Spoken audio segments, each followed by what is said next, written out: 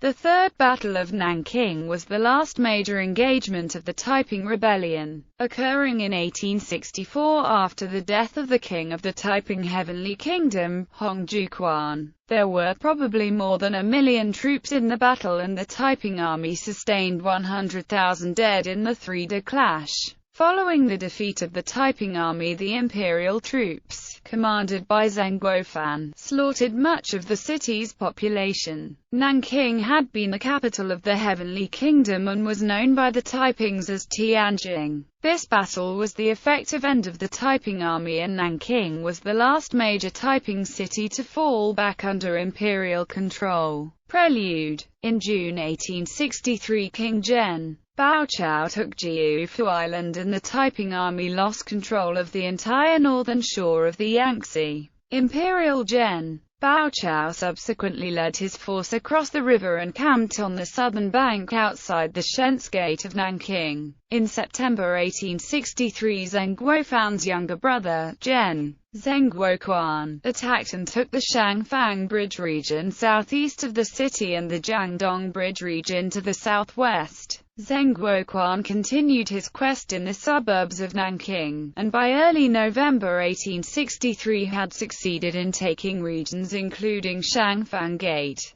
Gaoqiao Gate, Shuangqiao Gate, Qiqiaowang, Muling Pass and Zhonghe Bridge. The Taiping army had therefore lost all of its positions in the southwestern part of the Purple Mountain. By mid-November, regions including Chunhua, Jiaxi, Longdu, Hushu, Sansha Town had fallen under the Qing Army's control. At the same time, the Imperial Navy, commanded by Imperial ADM Peng Yulin and his deputy, Zhang Yubin, took important regions including Gaokun and Eastern Dam with the help of Baochao's forces. By late November, the Taiping garrison at Lishui had surrendered to the Qing Army. As a result, the Taiping army was evicted from the region within 50 miles of Nanking. On November 25, 1863, Xiuquan and his subordinate, Zhen Xiuquan, deployed troops at the Ming Shaoling. The only links to the outside left were the Shenzhen Taiping gates. On December 20, 1863, Li Ziusheng returned to Nanking from Danyang and urged Xiuquan to abandon the Taiping capital the next day. However, this suggestion was not accepted by Hong, who took overall command of the operation. He declared that anyone who disobeyed him and God would be immediately executed.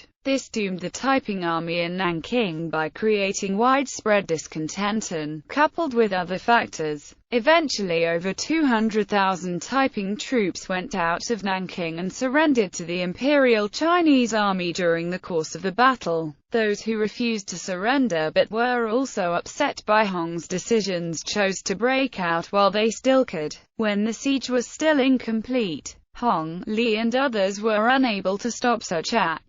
On February 28, 1864, Tianbao Castle at the highest peak of the Purple Mountain fell under the Qing Army's control. On March 2, 1864, Xiuquan deployed his troops to Shenzhen Taiping gates. The siege of Nanking was completed. The battle. On March 14, 1864, Xiuquan attempted his first attack on Nanking using ladders, but this was beaten back by the defenders. The Imperial Army then changed tactics, digging a total of 10 underground tunnels at Chaoyang, Shenzhen Jinchuan gates, and the defenders in turn countered by digging tunnels of their own and building a secondary wall behind the first. 5 days after the death of Xiuquan on June 1, 1864, Li Ziusheng was finally put in charge of all military and political affairs. But it was already too late. The fate of the city and its defenders was sealed. On July 3, 1864, Dibao Castle on the Purple Mountain fell into the Qing Army's hands.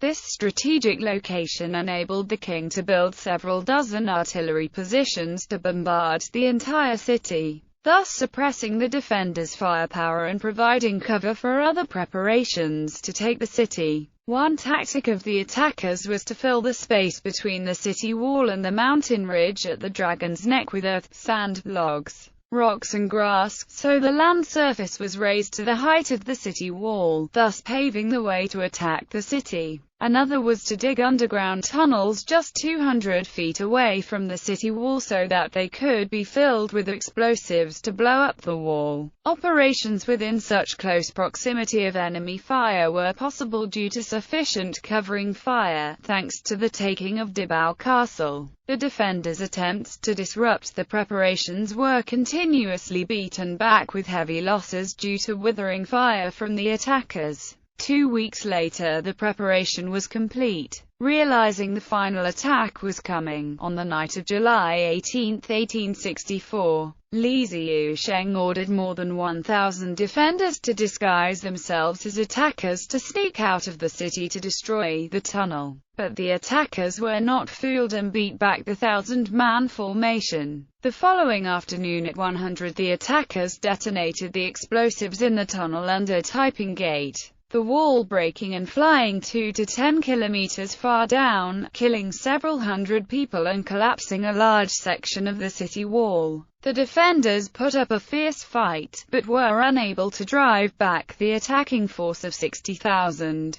The attackers divided into 4 fronts after entering Nanking as previously planned. The central front, led by Imperial Gen. Li Chendian, attacked toward Hong Xiuquan's palace. The right front, led by Imperial Gen. pushed toward Shen's Gate to link up with Imperial Gen. Zhu Nanggui's force, which entered the gate via ladders. After the two teams had joined forces, they would attack westward toward Lion Mountain to take Yifeng Gate. The central left front, led by Imperial Gen. Peng Yuju, attacked toward Tongji Gate. The left front, led by Imperial Gen. Xiao Fuza, attacked toward Chaoyang and Hongwu Gates. The street fights were fierce and bloody and the resistance was much tougher than expected. The attackers' artillery cover had to stop for fear of injuring their own. The defenders were very stubborn and expected to inflict heavy casualties on the attackers and hoped to drive them back outside the city. After the fall of Chaoyang Gate, the defenders' morale collapsed and Imperial Gen. Luo Fengyuan was able to break his force into the city from Jubao Gate, while Imperial Gen. Li Jinzhou was able to break into the city from Gate, linking up with forces led by Imperial Gen. Peng Yuju. At the same time, Imperial ADM Huang Yisheng led the Imperial Navy in taking Zhongguan and then took the remaining fortresses still in the defenders' hands at the river banks, and helped Imperial Gen. Chenti take two Xiuquan and Hangxi gates. By the evening every gate of the city was firmly in the hands of Qing forces. Li Xiuquan immediately returned to Hong Xiuquan's palace after the defeat at the Taiping Gate in the morning, and took Hong's son with him to escape via Hangxi Gate. However, Li's force of several thousand were beaten back with heavy losses by Imperial Gen. Chenti's troops and was forced to go to Konglang Mountain. At night Li Xiuquan's remaining force of 1,000 went to Taiping Gate, disguised themselves as Qing soldiers and successfully escaped toward the Ming Shaoling via the section of collapsed city wall because the Qing troops were busy looting and did not bother to stop them. After massive looting, the city was set on fire, which lasted until July 26, 1864. Aftermath. Li Xiuquan did not get far after his initial breakout.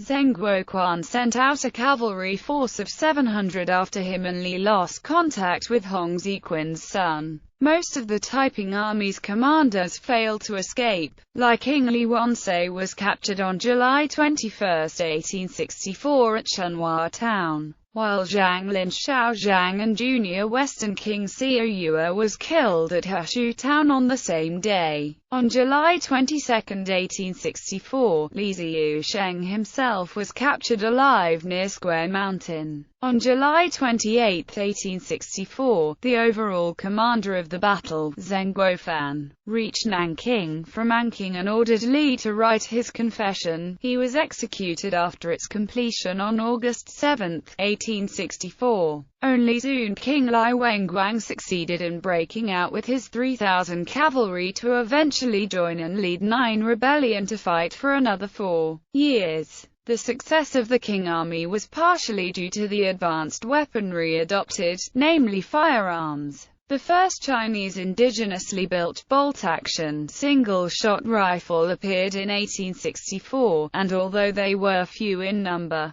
proved themselves over other firearms and certainly over ancient weapons such as swords, sabers, spears and lances. The Third Battle of Nanking was a testing ground for the first modern Chinese firearms used in battle.